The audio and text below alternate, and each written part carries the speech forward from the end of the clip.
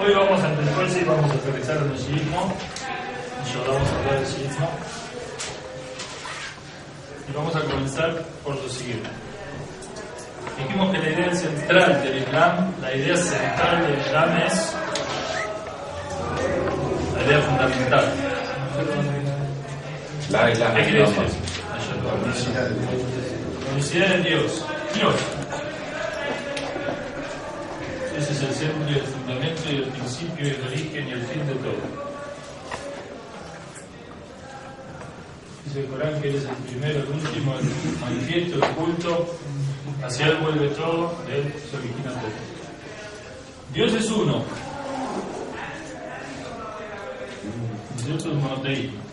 El monoteísmo consecuente, el monoteísmo que no se desvía de sus principios, reconoce, como en general las religiones monoteístas,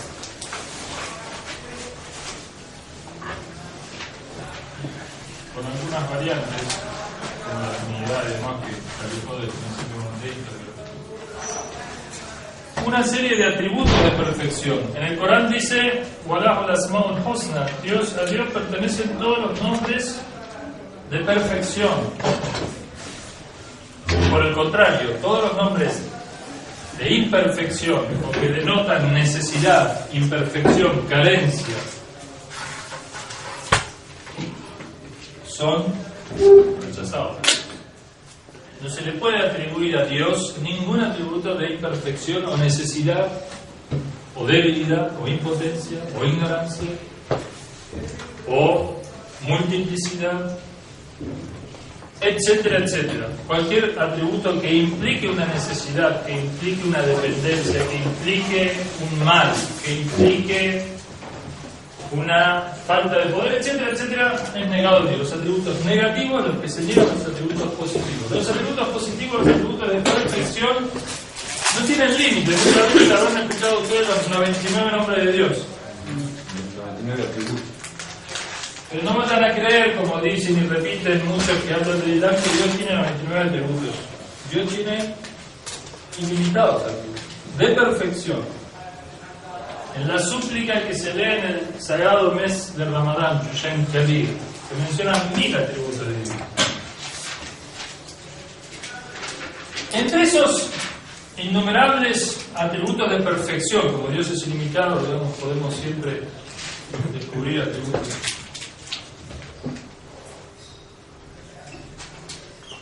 Señor, soberano,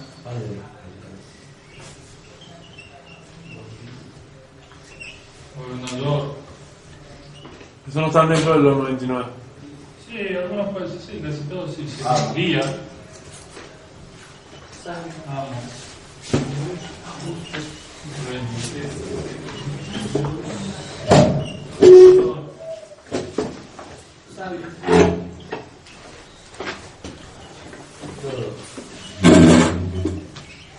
Vamos de la cámara. Bueno, etc. Y ahora viene lo que quiero decir yo. Cuando nosotros tenemos un monoteísmo consecuente, Dios es el guía del ser humano. Dios es el gobernador del ser humano. Dios es la autoridad del ser humano. Dios es el creador del ser humano. Vamos a detenernos un minuto en este atributo. De cómo entendemos ese atributo va a depender muchas cosas. Si nosotros decimos que Dios es creador, en un sentido común, vulgar, Dios creó el universo, ¿sí? Este es el universo. Dios lo creó. Antes del Big Bang, por ahí, lo creó. Dios lo creó. Dios está acá que lo creó. De modo que en algún lugar en el tiempo, o antes del tiempo, cuando fuera, Dios le dio un principio a la creación. Y José comenzó. Y después la creación anda. O sea que el creador, en un sentido antropomórfico, en un sentido humano, es como un arquitecto, inclusive los masones tenían esta idea. Dios arquitecto. Dios es el que diseñó el universo. Dios dio forma al universo, Dios creó el universo. Pero después Dios, ¿qué influencia tiene en el universo? ¿Qué presencia tiene? ¿Qué dependencia hay del universo de Dios? Los sabios dicen que para entender de acuerdo a unos dichos del Imam Sa'd, ¿no? Pero para entender la creación divina podemos tomar un ejemplo, ¿sí? Y el ejemplo lo podemos tomar de nuestro espíritu.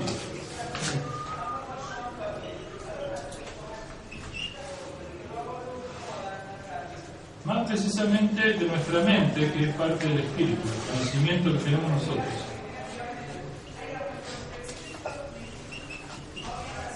Veamos, cuando nosotros, nuestra mente o nuestro razón, intelecto, el nombre que le quieran dar, cuando nosotros imaginamos algo, pensamos algo,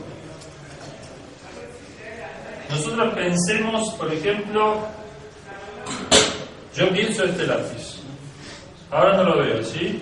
Pero lo imagino, mi mente lo imagina. Era blanco, al final tenía un capuchón, se llama esto, el color celeste, ¿no? Tenía una estructura, me lo imagino. Bueno, mi mente crea una imagen, ¿sí? Mientras mi mente crea esa imagen depende absolutamente de mi mente. Mi mente la sostiene. Cuando mi mente piensa en este otro marcador, este desaparece. Y ahora yo pienso en este, me concentro en este, ¿sí? La relación entonces entre Dios y la creación es similar, salvando la distancia, pero es un ejemplo, tómenlo como ejemplo, no es un ejemplo total, pero es similar en este sentido. Como la imagen mental. Mientras la imaginamos, esa imagen, su ser, su existencia depende absolutamente del que imagina esa imagen, ¿sí? Pero, fíjense, acá está el punto. No es que yo imagino la imagen y después la imagen es independiente de mí. La imagen, durante toda su existencia, depende absolutamente de mí. O de quien la imagina, ¿sí? ¿Se entiende la relación entre la mente y la imagen? La creación del universo, en el Corán, tal como el Corán la explica, es así. ¿Qué quiere decir? No es que Dios creó allá en el principio, ¿no? Allá lejos. Y después, en todo caso, lo vamos a ver cuando termine la historia, o después de la muerte. Toda la creación, ahora, todo lo que existe, existió y existirá, depende absolutamente de Dios. En este momento y en cada instante de la creación, este momento existe porque ahora depende absolutamente del Creador. Si el Creador deja de crear y de sostener la creación, sostenedor también es otro de los nombres de Dios. Si la deja de sostener por un instante nomás, desaparece. Es constante entonces. Es constante la presencia de Dios. La dependencia de Dios, que es el único autosuficiente Dios, es absoluta, ¿sí? Nosotros, por eso los místicos o los sabios a veces ponen el ejemplo de la sombra en la creación. Yo, por ejemplo, me paro acá, está el sol ahí, se proyecta mi sombra. Mi sombra depende absolutamente de mí y del sol. Bueno, ¿qué quiere decir? Que no tiene ninguna entidad existencia por sí misma, ¿sí? Pareciera que existe, que tiene autonomía, pareciera que es una cosa separada, pero es una cosa absolutamente dependiente, como la imagen de la mente, absolutamente dependiente en todo instante. Dice el Corán, Dios crea y recrea. Dios permanentemente está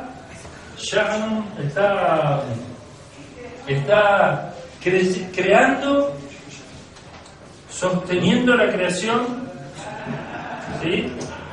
Guiando la creación, dándole forma a la creación, dándole sentido a la creación, dándole rumbo a la creación. ¿Hacia dónde? Hacia Él mismo, hacia la perfección. Muy bien. Fíjense, de acuerdo entonces a esta visión de la creación, no es un arquitecto, no es una persona, no es algo separado de la creación, que la creación una vez creada hecha a andar. Esto parece simple, pero los filósofos europeos, como Descartes y demás, tenían la idea del relojero. Dios había creado el mundo como el relojero le da cuerda al reloj y después anda solo. Esta es una idea que es una idea que la evolución ahora, eso es otro tema. Pero en definitiva, la idea era que Dios era el que había echado a andar el mundo, pero después el mundo no necesita de nosotros. Ustedes dirán, pero esto es importante. Mucha gente en Occidente que cree en Dios cree de esta manera. Dios creó, pero ahora Dios no tiene nada que hacer conmigo, ni yo con Él. Al menos que tenga un accidente, me muera, alguien se muera, digamos, caiga enfermo, pierda toda mi fortuna, digamos, al menos que materialmente yo esté, digamos, toda mi situación se desestabilice, entonces me aferre a algo espiritual, porque lo material se me destruye, como un terremoto, una inundación, un atentado, lo que fuera. ¿Vieron? ¿Nunca vieron un hombre que lo secuestraron de esos empresarios que lo secuestran, los liberan y están con el rosario, la Virgen, y están todos, por un mes más o menos, están todos súper religiosos? Es decir, el hombre, el Corán dice este ejemplo. El Corán dice cuando se embarcan en una embarcación, antes, no es como ahora, hay como un poco más de seguridad, porque cuando se cae un avión, chao. Pero el Corán dice, se embarcan en una embarcación cuando zozobra, digamos, adoran a Dios sinceramente, mukhlisina lahu, una adoración pura. Pero cuando los llevamos sanos y salvos a la costa, después de un tiempo dejan de creer y vuelven a la idolatría. Ya no depende todo de Dios. Es decir, el hombre en la situación límite se da cuenta que todo depende de Dios y se dirige a Dios. Pero cuando la situación no es límite, tiene como si fuera varios dioses, cree que, digamos, Dios no está operando. Sin embargo, Dios está permanentemente. Dice el Corán, Dios está más cerca de nosotros que nuestra vena yugular. Es una metáfora. Dios, dice el Imam Ali, Dios está tan cerca, pero no en las cosas, Dios está al mismo tiempo separado, o sea, lejos de las cosas, pero no separado. Digamos, Dios no ocupa un lugar en el espacio. El espacio es una creación divina, ¿sí? Por lo tanto, no podemos hablar en términos temporales espaciales de Dios. Dios en un principio existió, Dios creó en un principio. Dios crea absolutamente y sostiene su creación, así como mi mente sostiene la imagen, y mientras la mente la imagina, la imagen es. Cuando la deja de imaginar, ya no es. Salvo que dice el Corán que a Dios no le alcanza el sueño, ni siquiera la somnolencia. O sea que tenemos el sueño, que es cuando yo, en Ascam, en las normas jurídicas, no sé si lo vieron, yo pierdo la ablución cuando me duermo. ¿Cómo definen qué es dormirse? Si yo cabeceo, me dormí. Desconectarse. Una muerte pequeña. Cuando el oído deja de escuchar, el ojo deja de ver. Los 5 sentidos, pronto sí. Sí, cuando yo ya no tengo conciencia, digamos, de la... No escucho, no veo, no dormí. Ahí pierdo la ablución. Pero si yo estoy en clase, como algunos a veces, como otro día el viernes, que era un concierto, verlo ahí todo, parecía que iba cayendo la cabeza de una... Yo lo escribía toda la clase de viernes en cristianismo. Si alguno después le interesó y no pudo combatir el sueño, después lo puedo imprimir y... Bueno, sí, a mí me parece bien. Estuvo muy bueno. Los que no se durmieron... No, realmente estuvo bien presentada, bien lindo. Y ahora vamos a ver una completa vida. Bueno, entonces, en esta concepción monoteísta consecuente, ¿quién gobierna? Dios. ¿Quién es la autoridad? Dios. ¿Quién es el legislador? Dios. ¿Quién sostiene la creación? Dios. ¿De quién dependemos todo el tiempo? Dios. ¿Quién guía? Dios. ¿Cuál es el objetivo? Dios. Esto es un monoteísmo consecuente. Por lo tanto, fíjense esta frase de Jesús que todos ustedes escucharon.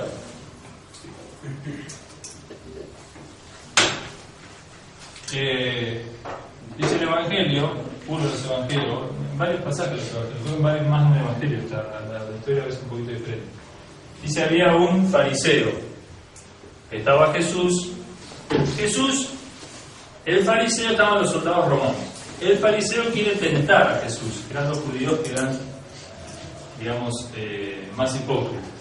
Lo quiere tentar a Jesús, quiere, digamos, hacerle pisar la piedra, y le dice, ¿debemos pagar nuestros impuestos? Y saca una moneda romana. Entonces Jesús dice que, según una versión de esa moneda, dice, ¿qué ves en esa moneda? ¿O qué tiene esa moneda? Y dice, tiene la imagen del César. Jesús dice, al César lo que es del César, a Dios lo que es de Dios. Pero el Evangelio alega que Jesús habla en parábolas, metáforas, para que el sano del corazón se guíe y el hipócrita, el enfermo, quede confundido. Entonces, si Jesús le dice no, el impuesto no, la riqueza ¿a quién pertenece? A Dios. ¿Quién la administra? Dios. ¿Quién la reparte? Dios. ¿De acuerdo a qué criterio? De acuerdo a su criterio que se lo transmite a sus mensajeros, que son los gobernantes reales y verdaderos. No, ni los faraones, ni los César, ni los Nimrod, ni los Bush. No, los verdaderos, los que tienen el aval del dueño del universo, que dice, este sí, este no, ¿con qué criterios? Entonces, ¿qué interpretaron? Hoy en día la Iglesia Oficial, ¿qué interpreta? Que Jesús dijo, está el reino temporal del César y el reino espiritual de Dios. Ahí ya tenemos un problema con el monoteísmo. Como hay dos reinos incompatibles y en uno Dios no tiene injerencia. O sea, tenemos por un lado, y nada menos que el César. Aparte, fíjense que el César, igual que el faraón, decía que era Dios, se decía adorar, o sea, una de las deidades romanas era César. Entonces Jesús le dice que dale al César lo que es César y dale lo que es Dios. Pero si el mismo Evangelio dice que está hablando en parábolas para confundir, y el mismo Evangelio dice que el fariseo lo está tentando, ¿por qué vamos a interpretar de que Dios dijo no? Bueno, el orden romano, o sea, la riqueza para el César, y para Dios lo que es de Dios, la súplica, digamos, la ayuno, la devoción. Si interpretamos así, separamos los poderes mundanales y espirituales. Para el César no hay nada mejor que ese discurso, si él lo que quiere es lo mundanario, lo material. Digamos, si Dios no interviene acá en la administración del mundo, de la tierra terrenal, entonces ningún César tiene ningún problema con ninguna religión. Las religiones, si mantienen distraído y contento a la gente, y ellos pueden suministrar el petróleo, el agua, el gas, el oro, la selva, el Amazonas, no hay ningún problema.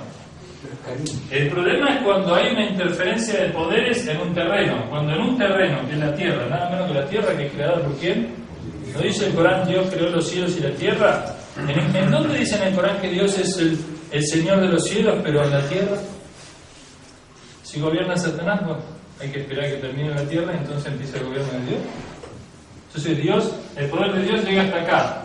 Acá hay un límite, hay una frontera. Dice acá, Shaitán. O el César. Sí. ¿Y no puede interpretarse de otra manera?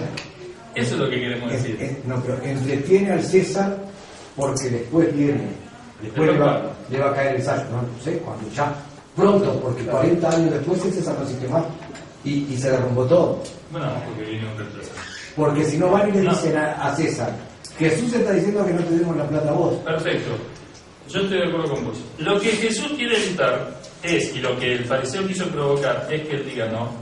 Lo agarran a Jesús y tienen la excusa de que está subversivamente actuando y en contra de los intereses del imperio, lo agarran, lo meten preso, tienen la excusa, va a juicio, etc.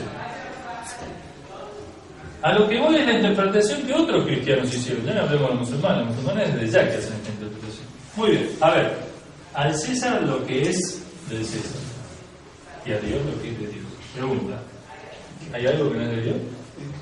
¿El César de quién depende? De Dios. El César depende del César, o sea, la tierra donde gobierna el César, ¿de quién depende? ¿Quién la creó? ¿Quién la sostiene? Dios. ¿Quién la guía? ¿Cuál es el objetivo? ¿Qué tiene que hacer acá? Lo único que tiene que hacer acá es decir testimonio de que Dios eres tú, no yo. Y testimonio que el profeta es el que tú eliges, no el que yo diga.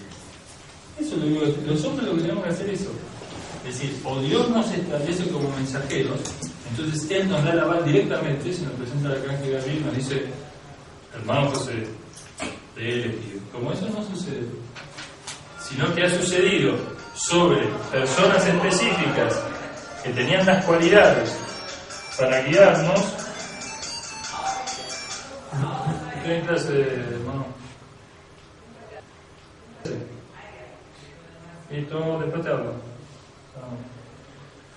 Entonces, Dios ha dado ese aval para ser representante suyo, guía, Señor, en términos relativos, porque Él es el que le da a Él la representación. Califa quiere decir representante, ¿sí? Entonces Dios elige a su representante y el representante gobierna en nombre de Dios, no en nombre de sí mismo. Por eso el Corán le dice a Jesús, tú llamaste en tu nombre, tú dijiste esto que dicen que tú eres Dios, ¿tú lo dijiste? ¿Qué dice Jesús en el Corán? Dice, la tú sabes más. Si yo lo hubiera dicho, te lo sabía. Jamás. Dios siempre dijo, Inni Abdullah, yo soy siervo de Dios. Nunca digo yo soy Dios. Entonces, porque los profetas tienen muy claro, ellos son elegidos justamente por eso, porque son hombres muy específicamente puros para ser elegidos por Dios para gobernar. Fíjese, si tenemos que elegir un representante de este grupo para que nos ayude, nos guíe, nos atienda a todos los asuntos, elegimos a un hombre que tiene más capacidad para esa función.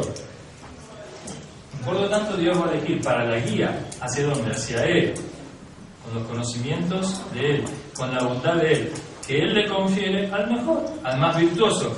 Como dice el Corán, el mejor de vosotros, una ley que la tienen que memorizar, o en español, los que pueden en árabe y en español, es la ley de la Sura, capítulo 49, versículo 13. Dice,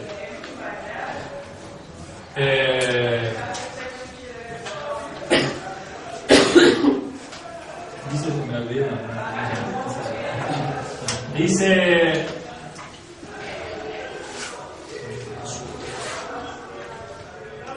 os hemos creado hombres, fíjese, está dirigida a los hombres, no a los musulmanes, solamente, a todos. Os hemos creado de un hombre y una mujer, y os hemos dispuesto en tribus y pueblos, o en pueblos y tribus, a fin de que os conozcáis y os tratéis con benevolencia. La palabra es conocerse, pero en árabe implica también una benevolencia en el trato. Ciertamente el mejor de vosotros es el más piadoso. ¿Sí? Entonces ahí tenemos sexo, hombre, mujer. Dios es el que crea, ¿verdad? Hombre, mujer, pueblos, tribus. Acá podemos agregar razas. Fíjense, dejemos la revelación y el mensaje de Dios y los profetas. Uno de los grandes problemas de los seres humanos ha sido y es históricamente el racismo, el nacionalismo, el tribalismo y el machismo o el feminismo, los dos extremos. Yo soy mejor porque soy hombre. Esto ha prevalecido, todavía prevalece, el hombre es mejor que la mujer. O yo soy mejor porque soy mujer. Ahora el movimiento feminista del siglo XX era esta parte. Siglo XIX, siglo XX esta parte. Invirtieron los roles, ahora ellas son las mujeres. O yo soy norteamericano, o yo soy blanco, o yo soy romano, o yo soy español, o yo soy argentino, o yo soy lo que.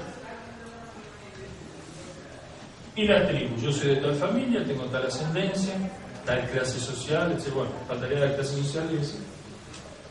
Esto Dios le pone una cruz y dice: el mejor de vosotros no es ni el hombre, ni la mujer, ni el pueblo, ¿no? Es ni el árabe, no árabe, ni el negro, el blanco, el amarillo, es el más piadoso.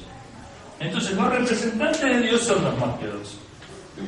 Por piadoso se entiende virtud, ¿no? La piedad, inclusive el taqwa, inna akramakum atqakum, dice el Corán. Los mejores de vosotros, los más nobles ante Dios, son los más piadosos.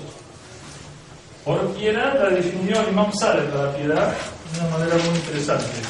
¿Qué es ser piadoso en árabe? Taqwa. Disculpe, ¿fuera que los mejores de qué? Sí, los hermanos de Brasil me paran cuando muy bien. ¿Quién fue el que me paró? ¿Brasileño o colombiano? Colombiano. Los brasileños no me entienden y no me paran. Dejen que yo hable, total. ¿Qué me preguntaste?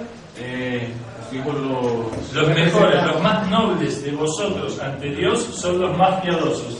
Acá le doy la referencia, este es el capítulo, ustedes van y lo copian. Capítulo 49, versículo 13. Significa piadoso. Taqwa es piadoso, se traduce como piadoso en español.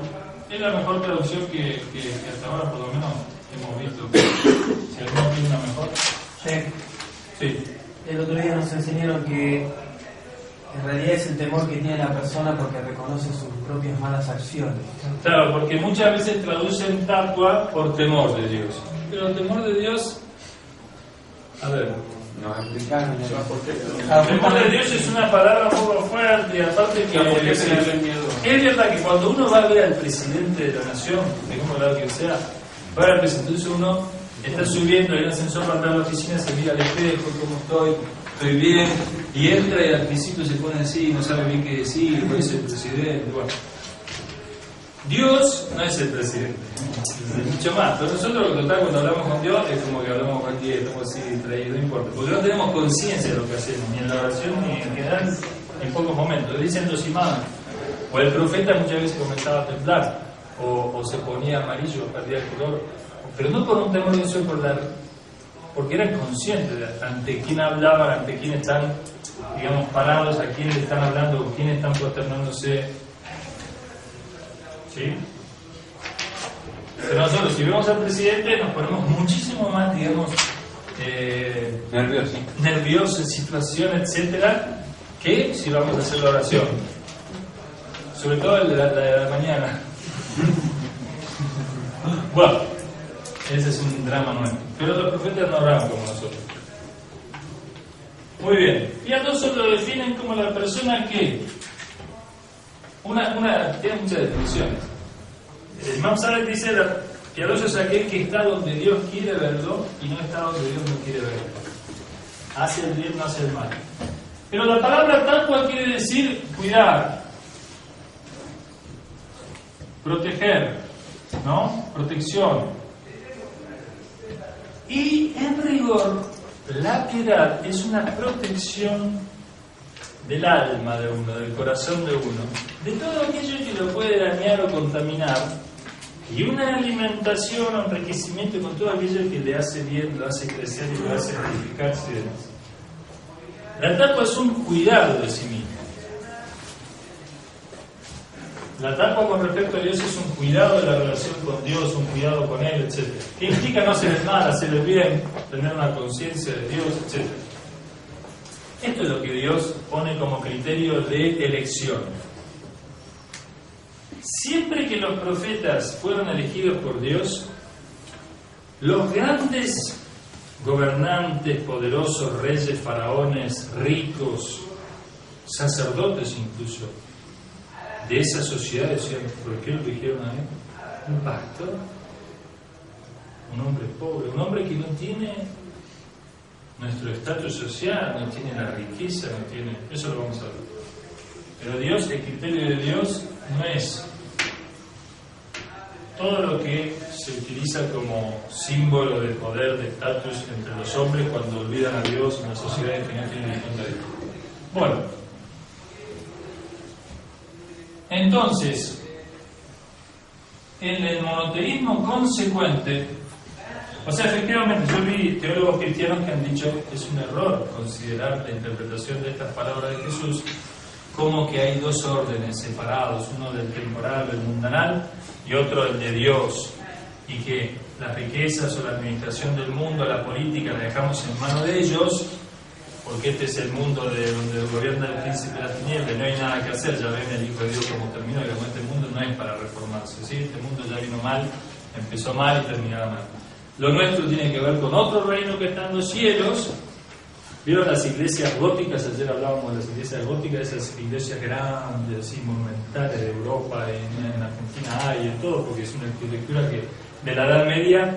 Fíjense, las iglesias góticas, una cosa que yo no dibujo bien, se nota, pero son tremendamente altas, las dimensiones no son humanas. Es como si fueran, querían expresar la grandeza, digamos, del universo y en todo caso la creación de Dios. Pero tiene una particularidad: en general las iglesias góticas son oscuras, muy oscuras, y tienen los llamados vitrós en los techos, en las partes altas, por donde entran los rayos de luz. La idea, y aparte en el centro de la catedral gótica está la cruz y está Jesús crucificado.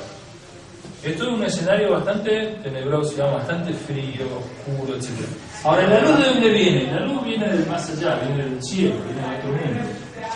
En rigor, este mundo es un mundo oscuro. Este es el mundo del pecado, el valle de lágrimas, lugar de sufrimiento, donde el hombre tendrá que penar por el pecado original. Pero si cree en la redención de Jesús crucificado, le espera la luminosidad que no es de Cristo. Bueno, esa idea, fíjense que las mezquitas más grandes, más monumentales, son las mezquitas a veces que se alejan más del mundo islámico, por ejemplo la de Bizancio, porque también hay iglesias bizantinas que pueden transformarse en mezquitas. Entonces son también muy monumentales. La de Moabia en Damasco, o la de Turquía, etc. En rigor eran iglesias cristianas, no la de Damasco, sino la de Estambul. Bueno, en un monoteísmo entonces consecuente tenemos que los atributos de Dios, ¿no?, se plasman, digamos, en la sociedad humana a través de sus carismas o representantes.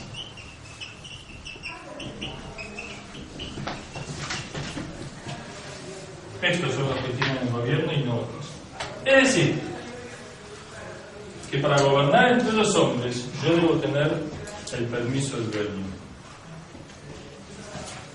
La democracia tiene otro criterio. La democracia dice: no, el gobierno del pueblo, por el pueblo, para el pueblo decide.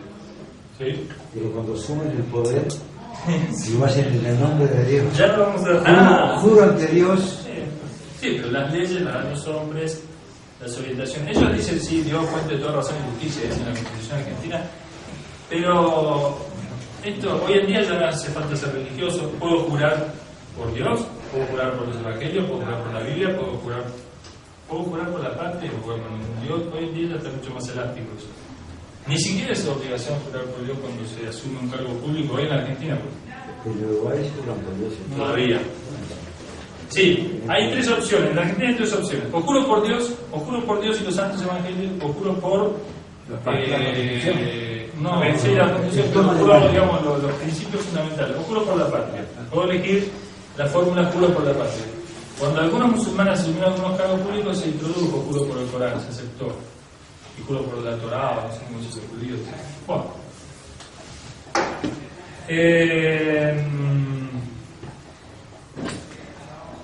Muy bien. Ahora, con esta introducción, vamos a pasar a otro tema. Sí. Una preguntita un poquito alejada del tema, ¿no? Pero, Sí. Moisés, alayhi salam, ¿cómo rezaban? ¿Igual que el profeta Muhammad? No. Moisés. No. Jesús. No. Ajá. La verdad que Salah. yo no sabría decirte concretamente. Sí se sabe que, por ejemplo, respuesta media personal, habría que preguntar a algún sabio a ver si tiene información de eso. Pero en la Biblia hay muchas alusiones de la prosternación, ¿no? En la Biblia. Cayó rostro, hasta de Jesús dice, cayó rostro en tierra, Abraham cayó rostro en tierra, cayó rostro en tierra, orando a su Señor, cayó rostro en tierra, orando a su Señor, por la prosternación. Yo una vez estaba con un judío en un encuentro interreligioso, entonces me dice Abdul Karim, te tengo que decir algo. Sí, dígame. Estaban los cristianos, ahí me habían reunido, un poco largo. Entonces me dice, ¿sabés que nosotros los judíos, dice, los cristianos, ¿viste cómo rezan? Sí, ¿cómo rezan? Me dice, se arrodillan, ¿viste? Arrodillan, sí. Y los musulmanes se prosternan, pero nosotros rezamos parados. Y me rezan así los judíos con el muro de ornamento, nunca lo vieron. Repiten la Torá así, o oraciones que hacen, y hacen este movimiento. ¿Nunca lo vieron? Sí, claro. Entonces dice, ¿sabes por qué? Dice, porque nosotros somos rebeldes. Somos rebeldes. Y es verdad, es decir, los judíos son discutidores con Dios. Él me lo dijo y está en la Biblia, uno lo puede leer, digamos. Discutieron mucho con Moisés. Claro que hay judíos creyentes que no discuten, pero digamos, lo que hoy en general en el judaísmo predomina, desgraciadamente no es el judío más consecuente y creyente, que están en minoría hoy. Sino, desgraciadamente, estos que son tan arrogantes que han caído inclusive en el sionismo, que ya, digamos, porque es un dicho por judíos mismos, ya es un abuso y un robo de la religión judía, ¿no? Lo que han hecho los sionistas. Pero bueno, dejemos el tema ahora, hay clases de sionismo.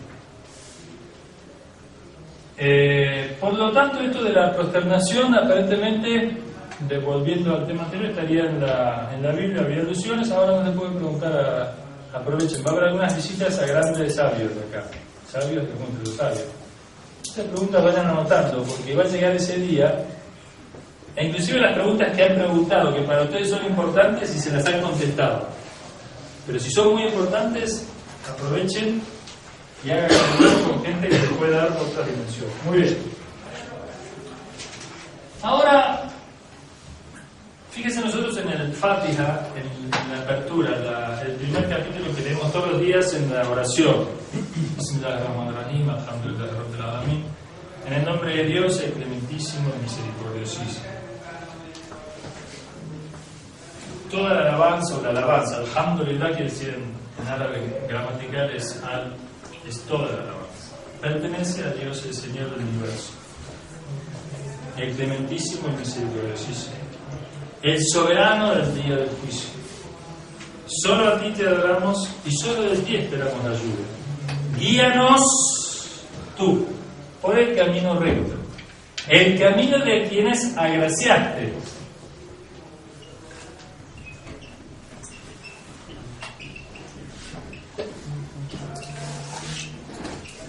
El camino de quienes agraciaste, no el camino de aquellos que han incurrido en tu ira, ni el de los... Tenemos tres caminos acá. Guíanos por el sendero recto. A ver, en matemática, dígame, entre dos puntos, ¿cuál es la línea más cercana?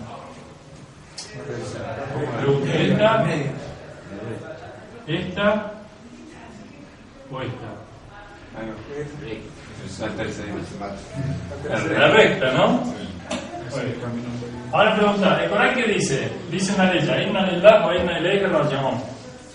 Ciertamente venimos de Dios y volvemos a Dios. Dios no tiene punto, no ocupa espacio, ¿no? Pero simbólicamente el Corán dice que Dios es el principio y el fin. No es que acá en el medio no está, ¿eh? Ya vimos que Dios está y depende absolutamente todo el tiempo de Él. Por lo tanto, guíanos por el sendero recto. ¿Entre qué y qué? Entre Dios y Dios. Venimos de Dios, volvemos a Él. El sendero recto es el sendero que siempre está con Dios. viene de Dios, va hacia Dios y es recto, no tiene desvío. Mientras que el Corán dice que el camino de Shaitán es sinuoso, dificultoso, es como subir y bajar, subir y bajar, subir. ¿Sí? Es cansado, por momentos parece que uno va patinando, ¿no? Cuando hace los pecados, vieron que hace una noche bárbara, se toma todo, está volando, al otro día un dolor tremendo, el hospital no sirve para nada, después le dice, pero te enteraste que mataste a uno, un desastre, se te viene todo el mundo abajo y es el peor ser humano, el peor que una cucaracha, pero la noche era extraordinaria, Superman, se veía como volaba, se tiraba al balcón, a la piscina. hacía lo que sea. Agarraba el auto, iba a mí, no le importaba nada, iba a la vida, y después, entonces, esos son caminos sinuosos, ¿sí? De repente, parezco que soy Dios, robo el banco, ¿sí? 2 millones de dólares, vamos a festejar, porque se agarran, termina preso, así van así, ¿sí? Como un tobogán. Claro que en realidad no es así, si no es así. En vez de ir a Dios, van lejos de Dios. Por supuesto que no se arrepiente, ¿no? Siempre Dios, el camino del arrepentimiento está bien. Entonces, tenemos tres senderos. Ustedes vieron la interpretación del Corán un poco, ¿no? Él guíanos por el sendero recto. Primero, ¿a quién le pedimos la guía? Ya dijimos, ¿quién es la guía? Esto lo leemos 17 veces por día, obligatoriamente. En cada oración tenemos el Fatiha en el primer ciclo y en el segundo ciclo, que son 2 ciclos a la mañana. A mediodía son 4, a la tarde 4, a la noche 3 y a la noche 4. Tenemos 2 y 8, de mediodía y tarde son 10. 3 y 4, 7, 17 veces obligatoriamente le pedimos a Dios que nos guíe todos los días. Y si hiciéramos las oraciones meritorias, las que no son obligatorias, pero si las queremos hacer, Dios nos recompensa. Si no las queremos hacer, Dios no nos castiga. Las meritorias. Hay que tener buen entrenamiento físico y buena concentración y bastante conciencia para hacerlo. Entonces ya haríamos 51 ciclos. Serían 51 veces. Entonces 17 veces, diríamos 51 veces por día, Dios guíanos. Si además hiciéramos, por ejemplo, como el Imam Ali, que rezaba 1000 ciclos por noche, 1000 ciclos por noche, o el profeta Muhammad, o muchos profetas, ¿no dice el Corán? Dice, sabemos bien que te pasas 2/3 de la noche a la mitad despierto, dice el Corán. Entonces sabemos bien que tú y los que te siguen. El Imam Ali decía, como monjes de noche o ascetas de noche y leones de día. No es que se pasaban la noche hablando a Dios y después del día se dormían hasta las 5 de la tarde, ¿no? Porque eso, y después encima les daban de comer y digamos aprovechaban de la gente. De día trabajaban en camino de Dios y de noche llegaban a los pobres y adoraban a Dios y dormían muy poco. Muy poco, pero es una capacidad, la verdad, extraordinaria, que inclusive, sin ir más lejos, acá hay mucha gente que adora bastante a Dios de noche. Es un entrenamiento, una conciencia que viene de generaciones cercanas, influidas e inspiradas por el profeta y se encuentra. En nuestra sociedad, desgraciadamente, es algo que los monasterios, digamos, por ahí la vida de los monjes, ¿no? Que por ahí, digamos, tienen una vida más, en ese sentido, disciplinada con el tema de la adoración y se levantan a las 3 de la mañana a adorar, por ejemplo, el monasterio en Azul, en Argentina, digo, otro monasterio que puede haber algo de eso, pero claro, se retiran del mundo.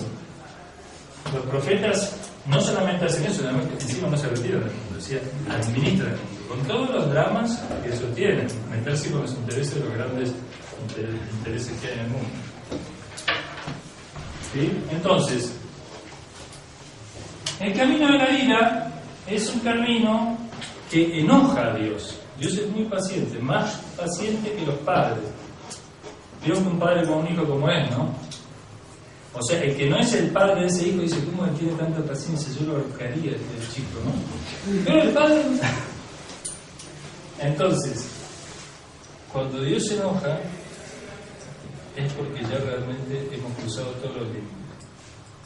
O sea, lograr la ira de Dios... O sea, yo por ejemplo viene un profeta, ¿sí? Yo lo puedo seguir y atraigo la bondad de Dios. Puedo ser indiferente, o sea, indiferente no, porque indiferente nadie es, pero al menos ni lo sigo ni lo ataco. Tibio, digamos ahí, en el medio, ni sí ni no. Bueno, es una instancia, son estos. No saben a dónde van, para qué viven, qué hacen en el mundo. ¿Qué la pasan ahí trabajando? Todo que se mueren. ¿Qué aportaron? Es como la parábola de Jesús que le dice: le da uno 5 talentos, otro 10 talentos. Conoce, después cuando vuelve, uno lo multiplicó, otro lo enterró, le devuelve lo mismo, otro lo perdió todo. Eso es con la vida, lo que hacemos con la vida. Entonces, ahora hay otros que ni van con los profetas, ni son, digamos, ni se mantienen al margen, sino que los atacan a los profetas. El Corán dice, en la historia vimos, los que atacan a los profetas, los enemigos de los profetas. Estos son los de este grupo. Estos son infernales, sí o sí. Estos también están en un nivel de lejanía de Dios, pero no son iguales que ellos. Pero no son conscientes de que se pueden ir al infierno y no al cielo. Bueno, hay de todo en la vida, ¿no? Hay de todo en el mundo, digamos, hay que ver cada caso. Menos mal que el que juzga a Dios, no a nosotros, entonces Él sabe cómo juzgar a la gente. Pero digamos, hay de todo. Hay extraviados que han tenido oportunidad de guiarse, que han sido contemporáneos, que han visto al profeta y han permanecido en el extravío. Esos no tienen excusas, digamos. Pero hay otros extraviados, como puede ser hoy en día, quizás de algunas partes donde no saben. Hay algo de reproche, ¿eh? No es que la van a sacar gratis, porque tienen una conciencia y tienen un pensamiento, ¿sí? Es decir, ellos han desobedecido su interior para quedar en esta instancia. No se han movilizado por las virtudes, digamos, que le dicta la conciencia. Pero, de todas maneras, lo que es seguro es que no están en este nivel. Aunque muchas veces sirven a los intereses de este nivel. Y eso también es muy grave. Muy bien. Entonces, somos conscientes acá que pedimos muchas veces a Dios la guía. Después, este capítulo se explica con otro que dice: guíanos por el sendero recto, el sendero de a quienes agraciaste. En otra sura del Corán, en otro capítulo, dice: ¿quiénes son los agraciados? Dice: los profetas son los agraciados. Los veraces, los mártires, los virtuosos. Habla de esto, dice el Corán. Que después hay que ver además quiénes son los veraces, quiénes son los virtuosos, los mártires y los profetas. Pero a la cabeza están los profetas. Y terminamos con esta parte. Le dejo nada más que lo que va a empezar mañana, inshallah, porque ya terminamos ahora. Mañana lo que vamos a empezar a ver es que tenemos en el Islam el sunismo,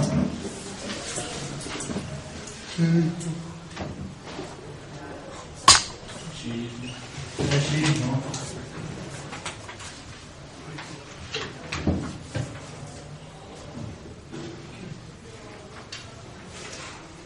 este es el shiismo y este es el sunismo. ¿Y el medio? En el medio es todo lo que es común a los dos. ¿Sí? Muy bien. Es común a los dos. Nosotros vamos a empezar a hablar de esto mañana, si Dios quiere. Pero nada más les dejo esta inquietud. Nosotros acá somos todos musulmanes, al menos algunos puede ser que todavía no son musulmanes, pero la mayoría son musulmanes. Ahora me dirijo a los musulmanes. Y les digo, nosotros no tenemos dudas, los musulmanes, que el Islam es verdadero. ¿Sí? Que efectivamente Dios existe, efectivamente se reveló al profeta, le reveló el Corán y el Corán lo enseñó al profeta. Todos coincidimos, ¿sí? Todos. Por lo tanto, el Islam es verdad. Muy bien. Hasta ahí estamos todos juntos. Pero vemos que en el Islam hay dos grandes divisiones. Una que es mayoritaria, como el 80%, prácticamente los musulmanes, que es el sunismo. Y otra minoritaria que es el chiismo. Hasta ahí estamos de acuerdo. Sabemos que tienen mucho en común y sabemos que tienen diferencias. Bueno, para que nosotros hablemos de sunismo y de shiismo, no es válido en primera instancia que nosotros citemos. Vamos a ver que para hablar de este tema tenemos las fuentes que dijimos. Corán es la revelación, ¿no? Sunna, las enseñanzas del profeta. consenso e intelecto. ¿Sí? Tenemos que usar estas fuentes para ver el tema del shiismo y el sunnismo. Son las fuentes del Islam. Todos aceptamos. Muy bien.